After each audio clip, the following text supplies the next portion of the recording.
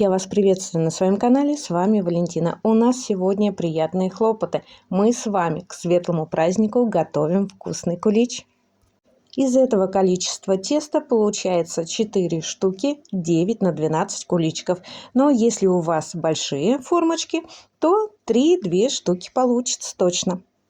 По этому простому рецепту куличи получаются мягкие, воздушные, очень вкусные. Советую приготовить. А в следующем видео вы увидите, как приготовить глазурь. Полное количество ингредиентов будет в описании под видео. Сливочное масло порезала на небольшие кусочки и растопила в микроволновой печи. Тесто замешивают по-разному. Делают опару, но у меня безопарный способ. И последовательность закладки ингредиентов, она тоже разная. Нам нужно теплое молоко, ни в коем случае не горячее. Дрожжи. У меня 2 чайных ложки сухих дрожжей, но советую вам лучше брать живые дрожжи. Тесто подходит быстрее, и оно интереснее и вкуснее. Вот эта фирма дрожжей мне абсолютно не нравится. Мне не нравится качество, как подходит выпечка.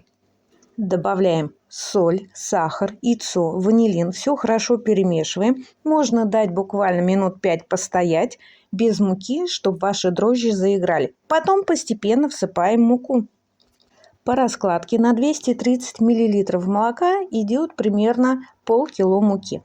Я всыпала стаканами. У меня ушло 4 стакана. Но вы сами ориентируйтесь на свою муку, потому что клейковина у всех разная.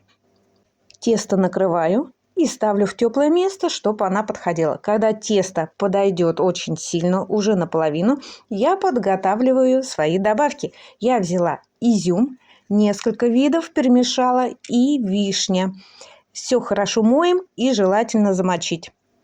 Держим в воде минут 15, сливаем. Хорошо полотенцем бумажным просушиваем, чтобы не оставалось влаги. А чтобы ваши добавки не оседали при выпечке на дно, мы добавим 1 столовую ложку муки или крахмала. Все хорошо перемешаем. Чтобы лишний раз не мыть руки от теста, я подготавливаю формы, смазываю растительным маслом. И продолжаю заниматься тестом. В наше подошедшее тесто всыпаю добавки, хорошо тщательно перемешиваю и распределяю по формам. Тем самым мы вмешиваем добавки и хорошо обминаем тесто. Я вам не советую делать сильно густое тесто, чтобы оно не прилипало к рукам. Если у вас тесто прилипает к рукам, то и выпечка получается воздушней. Тесто выкладываем в формы на 1/3 часть. Я придумала такой способ, прикрываю пакетом. Тесто не обветривает и хорошо подходит. Температура выпечки 180-183 градуса, плюс-минус 30 минут. Вот видите, я немножко упустила, и они у меня слегка подгорели, но не критично. Готовность проверяем деревянной шпажкой, чтобы она была сухая. Куличи остужаем до теплого состояния или холодного, и потом уже наносим глазурь. Сразу посыпаем, украшаем, пока глазурь у нас влажная. Если вам неохота возиться с глазурью, то посыпьте сахарной пудрой. Тоже вариант. Это у меня белковая глазурь. Рецепт также напишу в описании. Если вы хотите подробнее, то выйдет следующее видео после этого. Загляните, посмотрите. Может быть, что-то понравится. Прогуляйтесь по каналу. Подпишитесь. Нажмите на колокольчик и пишите комментарии. Буду украшать курагой и грецкими орехами. Курагу я предварительно замочила, порезала на тоненькие соломочки и сделала цветы. Ну а остальной декор я сделала из покупной посыпки. Просто быстро и красиво.